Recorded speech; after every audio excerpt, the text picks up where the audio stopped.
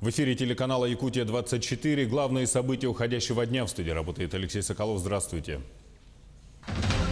Массовое убийство в Якутии. Житель Хангаласского улуса застрелил 5 соседей. На месте работает следственно-оперативная группа. Режим ЧС в Среднеколымском районе. На реке Колыма превышен уровень воды. Международный экономический форум в Санкт-Петербурге. Репортаж нашей съемочной группы из северной столицы. Рейд по частному сектору. В Ленске специально созданная комиссия проверила микрорайоны на предмет соблюдения правил благоустройства. Юные нерюнгринцы прошли в финал Всероссийской метапредметной олимпиады ближе к Дальнему Востоку.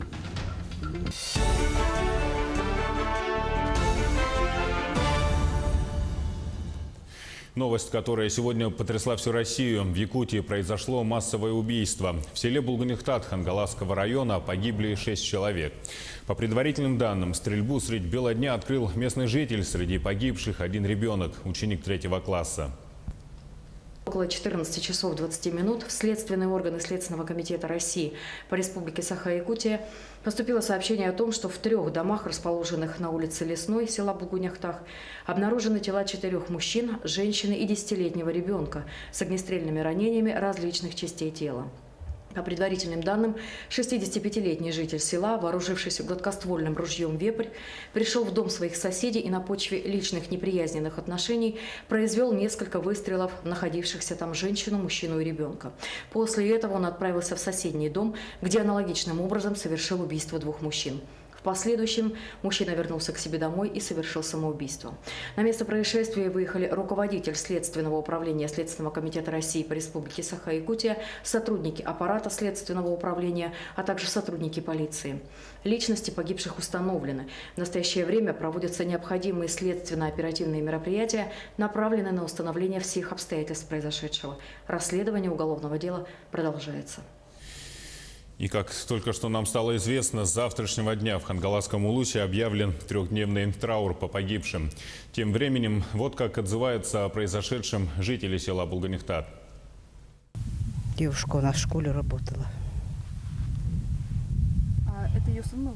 Это ее сын. А что убийца? Вы о нем... Он приезжий, я его вообще не знаю, как. Ну, видела мельком иногда, но так, чтобы это... Нет. А во сколько это все произошло? Ну, где-то после обеда, наверное. Вот совсем недавно, да? Ну, до часу девушка, по крайней мере, в школе была. Она работала же сегодня. А вы ее сегодня видели? Сегодня видела. Да, знал погибших. А так вот, я сам в шоке вот стою. Это где-то днем была эта ситуация. А так вот, жертв я, конечно, знал. Почти мои соседи там живут. Они вообще, как там сказать, вообще люди очень хорошие, как сказать. Вообще никому никогда плохого не сделали вообще.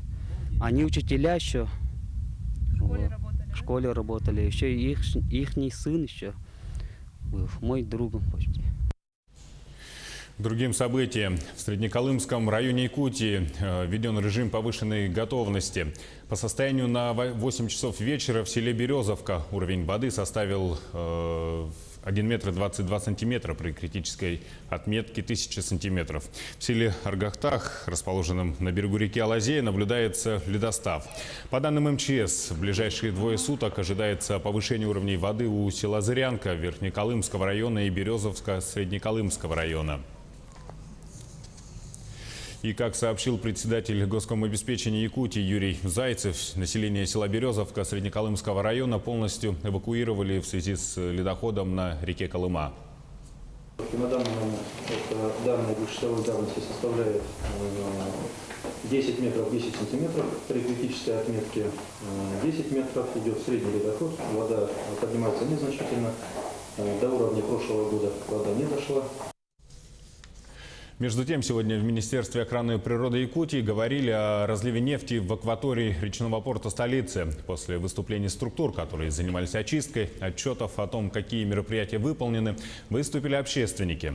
Они настаивают на дальнейшей очистке и объявлении режима ЧС на территории города до тех пор, пока опасность не минует. Ситуацию усугубляет то, что водозабор находится ниже разлива пятна на 2 километра, и объем нефтепродуктов, попавших в воду, установить не могут. Загрязнение откуда-то оно увеличивается просто, увеличивается. Запах невыносимый, нельзя находиться в доме. Я прописана по Пристанской 16, я не могу находиться вот именно у себя дома. Я предлагаю объявить чрезвычайную ситуацию по поводу разлива нефти, потому что там очень серьезный разлив. Госкомцен опубликовал официальные тарифы на паромные переправы, которые вы сейчас сможете увидеть на своих экранах.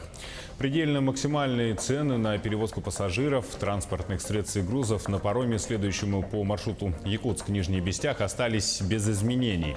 Утвержденные тарифы являются предельно максимальными, то есть стоимость перевозки определяется самим перевозчиком, но не может быть выше утвержденной Госкомценом.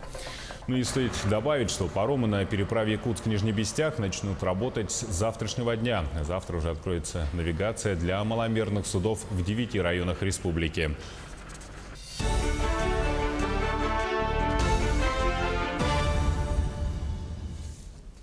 В Санкт-Петербурге продолжает свою работу 22-й международный экономический форум. Его часто называют «Русский Давос» или просто ПМФ. Но как бы то ни было, именно здесь принимаются важные решения, которые влияют на экономику и России, и всего мира. Площадки форума посетила наш СОБКОР в Петербурге Айсена Бурнашова.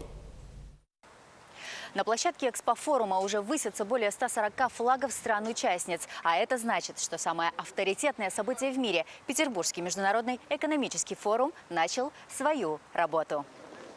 В этом году форум побил свой собственный рекорд. Число участников мероприятия составило 15 тысяч человек. Здесь собрались главы ведомств, крупных международных корпораций и представители бизнес-сообществ. Основная тема форума – доверие. Именно на нем в этот сложный экономический период и должны строиться бизнес-отношения. Республика Саха традиционно принимает участие на данном форуме. Первый день программы пребывания якутской делегации направлен на дальневосточный прорыв. Как стать лидером роста частных инвестиций?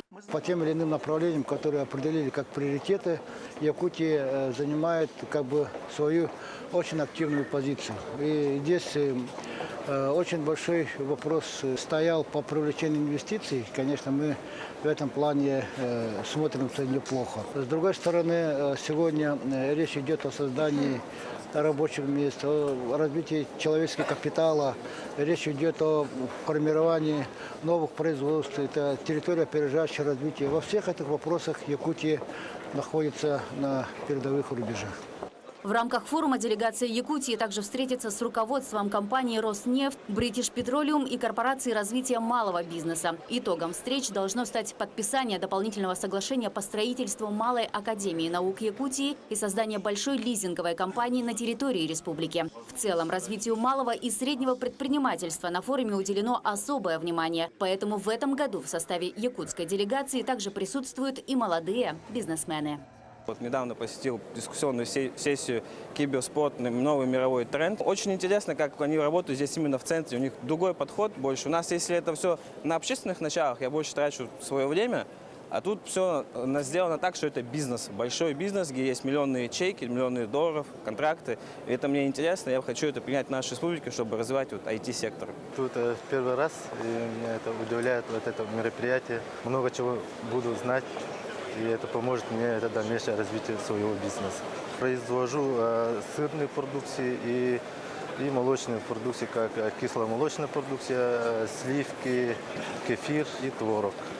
Помимо деловой части ПМФ, в павильонах экспофорума расположилась выставочная зона. Здесь представлена продукция российских компаний и 72 иностранных. Многие стенды могут похвастаться шагами в будущее и поразить новинками робототехники. Ключевым моментом форума станет панельная дискуссия с Владимиром Путиным. На встрече примут участие крупные инвестфонды из 20 стран мира, включая Францию, Японию, Индию, США и Саудовскую Аравию. Айсена Бурнашова, Егор Максимов, Санкт-Петербург. Ну и сейчас небольшой блок рекламы. Смотрите далее на Якутия-24. Рейд по частному сектору. В Ленске специально созданная комиссия проверила микрорайоны на предмет соблюдения правил благоустройства. Юные нюрнбергенцы прошли финал Всероссийской метапредметной олимпиады ближе к дальнему. В Алдане десятки студентов вступили в ряды волонтеров. Какую пользу готовы нести ребята, в репортаже нашей съемочной группы. В эфире Якутия-24, и мы продолжаем наш выпуск. Безопасность детей на дорогах – приоритетная задача правительства Якутии. Как сказал первый вице-премьер региона Алексей Колодезников, начинаются каникулы, необходимо обратить особое внимание на детский травматизм, на обеспечение безопасности детей во время их перевозки и в целом на дорогах. В ходе заседания правительственной комиссии по обеспечению безопасности дорожного движения в регионе первый вице-премьер подчеркнул неудовлетворительную работу Минобразования республики по снижению детского травматизма. Цитата. «Рост детского травматизма до сих пор отмечается в Якутии. Светоотражающие элементы закуплены в недостаточном количестве. Кроме того, не хватает автобусов для транспортировки детей. А из тех, что имеются, лишь 86% отвечают требованиям безопасности». Сейчас у нас активно идет работа по подготовке к летнему оздоровительному курортному сезону детей. Каждый сотрудник государственной инспекции закреплен за каждым летним оздоровительным учреждением детей. Мы проводим работу по привитию навыков безопасного поведения детей на дорогах, в том числе практические занятия и теоретические занятия. В настоящее время проводится работа по созданию автогородка на базе государственного автономного учреждения. 1500 квадратных метров будет там на территории города Якутска. Вся работа по обеспечению и пропаганде дорожной безопасности детей, которые предусмотрены, мероприятия, которые предусмотрены в государственной программе образования, проводятся в полном объеме. Пожар в лесном массиве рядом с детским лагерем в Якутске. Ветер дует в сторону учреждений. Есть угрозы возгорания расположенных рядом дач. Такова легенда сегодняшних пожарных учений. С условной угрозой боролись пожарные, бойцы лесоохраны и работники городской администрации. Всего около 14 единиц техники и 55 человек. Справились ли они с поставленной задачей, расскажет Александр Зубехин. Дымовая шашка имитирует огонь в лесном массиве. Пламя в 100 метрах от детского учреждения. Площадь условного возгорания 15 гектаров. Главная задача пожарно-спасательного гарнизона – развернуть штаб, обеспечить бесперебойную связь в лесу и предотвратить возгорание лагеря.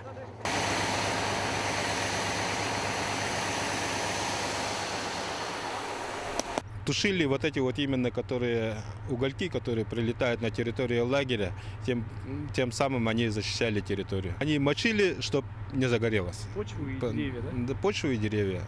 Так правильно сказать. Да, ну как, это очень простым языком так сказать.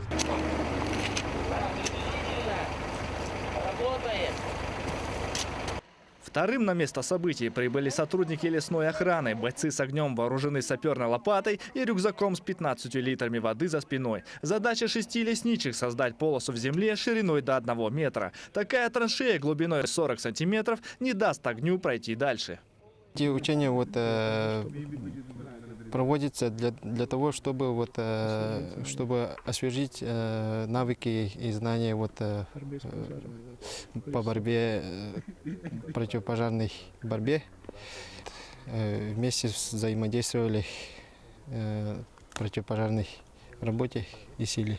Учения, связанные с угрозой населенным пунктам, проводятся впервые. Полученный опыт позволит службам более эффективно взаимодействовать при возникновении лесного пожара. Александр Зубехин, Семен Семенов, Якутск. В Ленске административная комиссия совместно с депутатами района провела рейд по выявлению нарушений правил благоустройства. Регулярные совместные рейды по частному сектору давно стали неотъемлемой составляющей деятельности органов власти. Как правило, подобные мероприятия организуются весной, когда сходит снег и наружу выходят все красоты улиц и переулков. На днях под прицел комиссии попали несколько улиц частного сектора в Старой Мухтуе. Вместе с проверяющими прошлась и наша съемочная группа. Репортаж Светланы Балеевой. Очередной объезд с целью выявления и устранения нарушений правил благоустройства провела административная комиссия совместно с районными депутатами. В ходе рейда были осмотрены частные улицы города. Мы видим, это нарушение правил благоустройства. Это вот именно по улицам частного сектора нахождение, значит, дрова, стройматериал, металлолом, различные емкости, гаражи, контейнера и так далее. То есть все, что находится снаружи на улице возле домов, это есть нарушение правил благоустройства. Главная проблема, по мнению председателя административной комиссии, заключается в том, что жители считают придомовую территорию своей, а не муниципальной. Складируют на ней мусор, строительные материалы и бытовые отходы. Это все можно было наблюдать практически около каждого проверяемого дома. Жители с пониманием отнеслись к проверке, объяснив, что времени на уборку не хватает, но пообещали в ближайшее время провести субботник. И раз предоставилась возможность общения с представителями власти, рассказали о волнующих проблемах. Вопросы у всех жителей – это дороги. Дороги не чистятся, не грейдируются. Поэтому я записал данный вопрос, чтобы рассмотреть, все-таки пустить какой-то грейдер, возможно. По результатам объезда нарушителям рекомендовано устранить существующие проблемы в течение определенного срока. Выявляя данное правонарушение, мы, значит, вызываем людей на профилактические беседы, на составление актов, на составление протоколов, в зависимости от вида правонарушения. Если много, конечно, захламленности территории общего пользования, тогда, конечно, мы составляем протокола. Подводя итоги, хочется в очередной раз отметить, что среди ленчан, конечно же, много жителей, которые по-настоящему ответственно относятся к чистоте своих домовладений. Но есть и те, кому стоит еще раз пересмотреть свое отношение к благоустройству прилегающих территорий. Напоминаем, что при нарушении правил благоустройства штрафы составляют от 2 до 5 тысяч рублей. Светлана Балеева, Виталий Андреев, Ленск. 50 юных нюрнбергцев прошли в финал Всероссийской метапредметной олимпиады «Ближе к дальнему». Она проводится на территории Дальнего Востока с декабря прошлого года. Впечатляет охват интеллектуальных соревнований. Участие в них приняли больше 2000 школьников.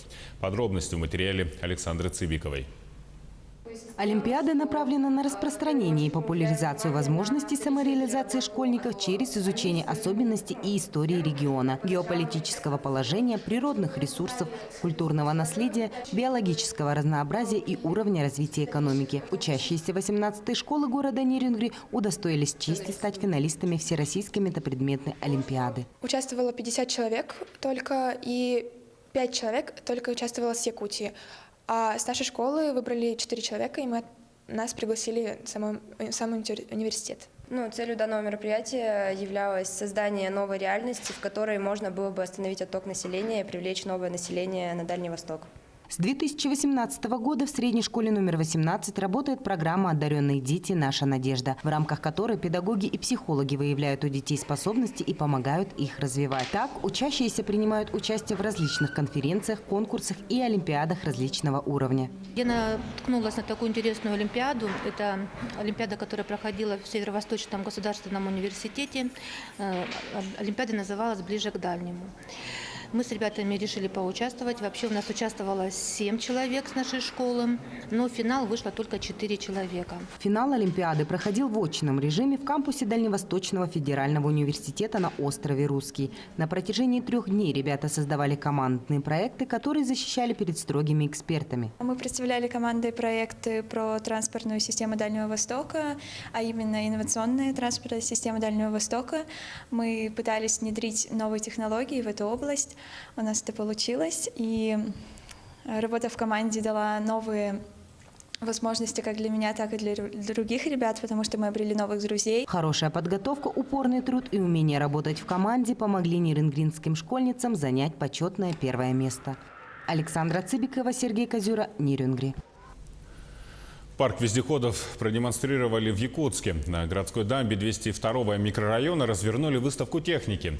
Ее провели в рамках межрегиональной научно-практической конференции внедрения амфибийной и вездеходной техники в Арктике. Выставку посетила Сарглана Федорова. Техника разных категорий и габаритов, от тяжелых грузовых до легких машин-амфибий. И все уже зарекомендовавшие себя на бездорожье вездехода. Экспонаты выставки впечатлили Вячеслава Фролова. Он нашел агрегат по душе. Больше всего понравился вот. Ой, какой красивый. Мужчины, всем интересно посмотреть. Вот, там какой-нибудь вездеход, или там гусеничный, или колесный, плавающий. Все интересно. Вездеход-амфибия «Шерп» пропускает выхлопные газы через колеса. Таким образом поддерживает постоянное давление на шины. В колесах установлены баки по 58 литров. Вездеход уже объездил весь север. Такие амфибии в Якутию привезли в прошлом году. Спокойно плавает, да. Грузоподъемность у него тонна, 1000 килограмм. Производители вездеходной техники из Красноярска представили бесстрашную аэролодку «Север». Она ездит по снегу, воде, торосам и даже по гравию. Подобные катера были куплены для Устьянского улуса. У нас идет развитие тоже пассажироперевозок. Вот. Ну и планируется дальнейшее тоже развитие такое за счет государственной программы Республики Саха-Якутия. Техника идет грузоподъемностью до 3 тонн, пассажировместимостью до 18 человек, скоростные характеристики. Максимальная скорость у нас идет 176 км в час по воде, загрузкой где-то 60-70. Восьмиколесная серийная гражданская машина «Арго Эвенджер» идеально подходит для наших экстремальных условий. Канадские вооруженные силы используют ее в военных целях. На нем стоит американский двигатель 747 кубических сантиметров, 30 лошадиных сил. Производители амфибийной техники планируют создать научно-производственный кластер, где будет разрабатываться дорожная карта с бизнес-планом внедрения вездеходной техники по Якутии. Саргалана Федорова, Джолустан Иннокентьев, Якутск.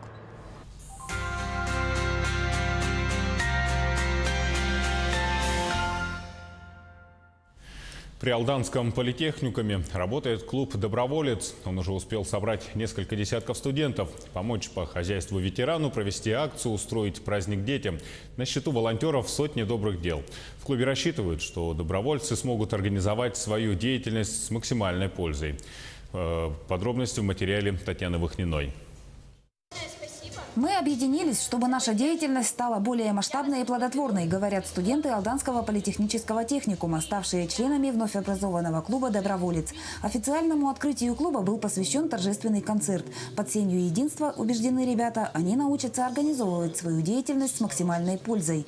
Студенты занимаются различными акциями, участвуют в Алданском районе во всех конкурсах, также во всероссийских и международных уровнях. Участвую на «Детях Азии» постоянно. И вообще волонтером быть хорошо, то, что ты помогаешь людям безвозмездно.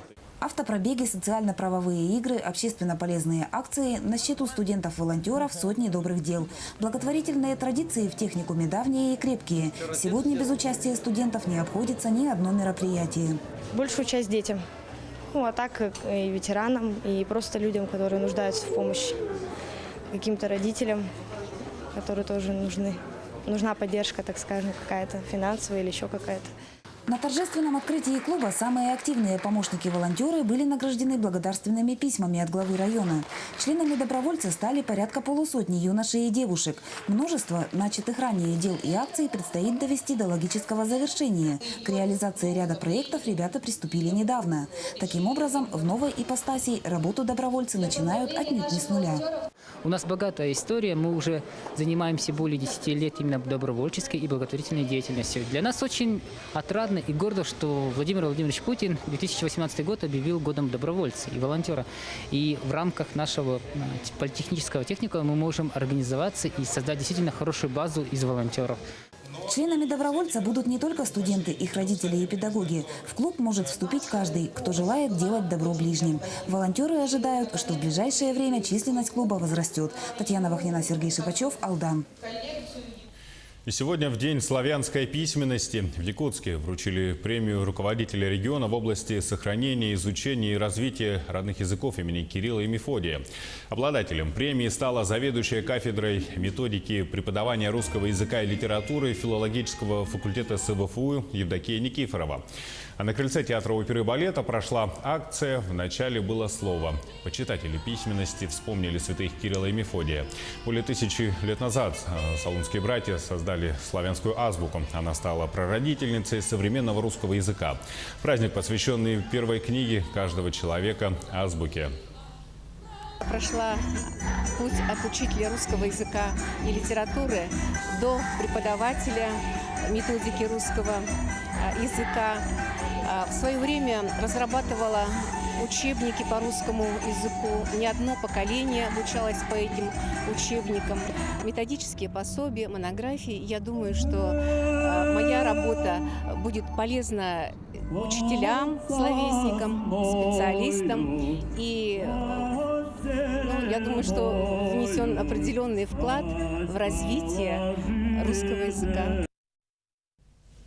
А в Нерингре в День славянской письменности зародилась добрая традиция. Вот уже 3-й год большой сводный хор исполняет песни, знакомые многим поколениям. Тему продолжит Тамара Игнатьева.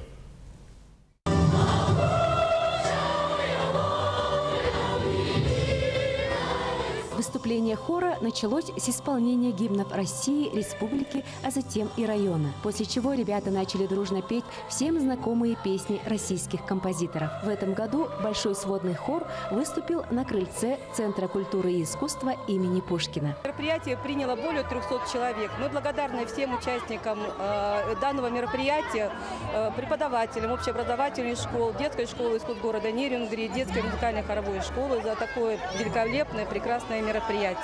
С поздравительным словом для всех пришедших на концерт выступил благочинный Нерингринского округа иеромонах Аркадий, отметив, что святые Кирилл и Мефодий даровали нам не только язык и культуру, но и духовные нравственные ценности. Главным организатором мероприятия вот уже 3-й год является лауреат многих международных и российских конкурсов детская музыкально-хоровая школа «Соловушка». Это праздник совместного творчества, любви к хоровому искусству, любви к родине. Один из показателей нашей работы, потому что дети готовились, преподаватели вкладывали частицу своего труда. Нерингринцам очень нравится это мероприятие. Они с удовольствием слушали песни и дружно подпевали хору. Мне очень понравился этот праздник детства. Я подпевала, мне и сыну очень понравилось. Он серьезно отнесся к этому празднику. Спасибо вам. Почаще такое надо собирать, чтобы дети все были счастливы, мир и небо мирное над головой. Ну а юные участники сводного хора были взволнованы и рады одновременно. Я впервые выступала на этом празднике и хотела бы еще раз так выступить. Было очень весело, солнце светило в глаза. Петь на свежем воздухе – это очень классно. Праздник песни состоялся. Отрадно, что выступление сводного хора в День славянской письменности превратилось в добрую традицию. Хочется верить, что большой хор будет собирать из года в год еще больше участников и зрителей. Тамара Игнатьева, Вадим Барашков, Нерингри. Редакция телеканала «Якутия-24» следит за развитием событий. Оставайтесь с нами и удачи вам!